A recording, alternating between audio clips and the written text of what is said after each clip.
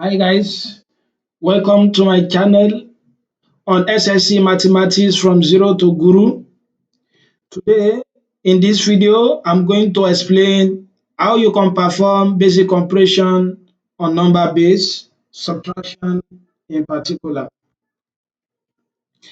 In the last class, I taught you how you can perform basic addition involving number base, and I gave you some numbers to add together, and I made mention that adding number in a particular base is not different from adding addition in standard base, that is base 10, the one you are familiar with. What you just have to note is the principle I've been repeating since this day, that if you are working in a particular base, then what you must have a number that is composed of 0 and n minus 1. So today we are going to start with subtraction. It is still the same thing.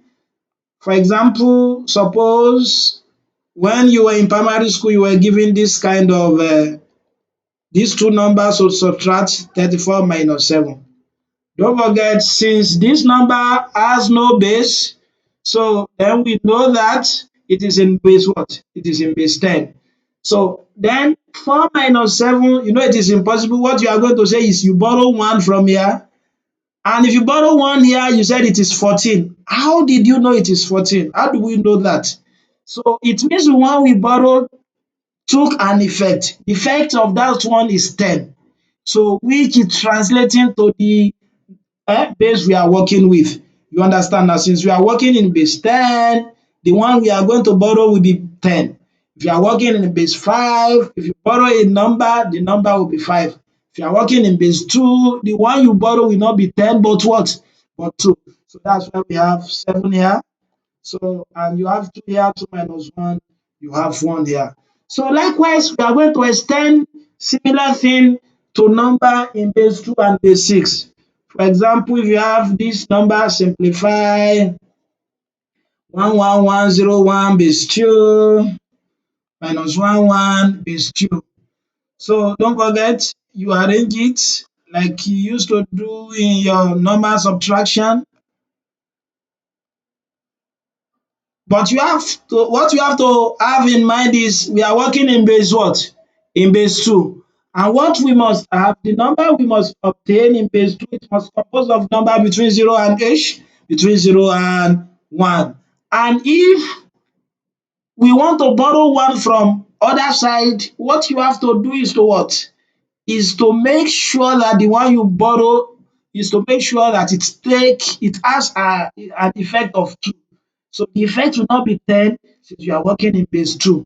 So let me do that in this question. Let's see. 1 minus 1 will give you 0. You don't have any problem.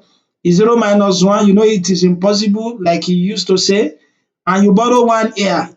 Don't forget, the one you borrow here will not be 10. It will not be 10 this time around. Since you are working in base 2, then this one will be 2.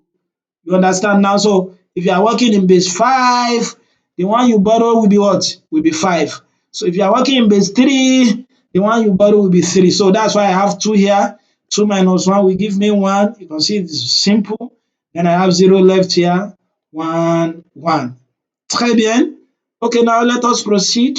So the second one, I have this kind of number 2, 4, 5 is 6 minus 151 is 6. 151 base 6. You follow the same approach.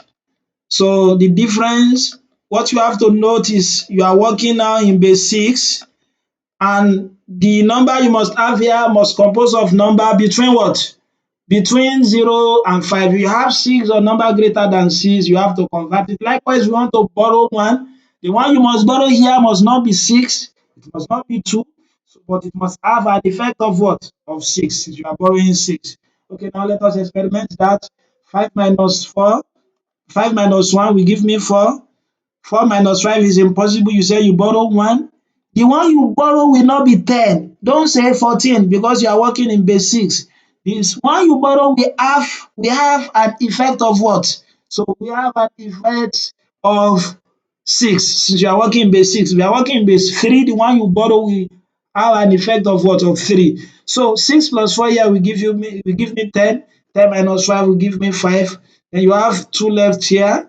That's 1 minus, you have 1 left here. Then 1 minus 1 will give me 0. Then your answer will now be 5. 4 base 6. So if you understand that, let me give you an exercise. I want you to write your answer in the comment section. Number 1,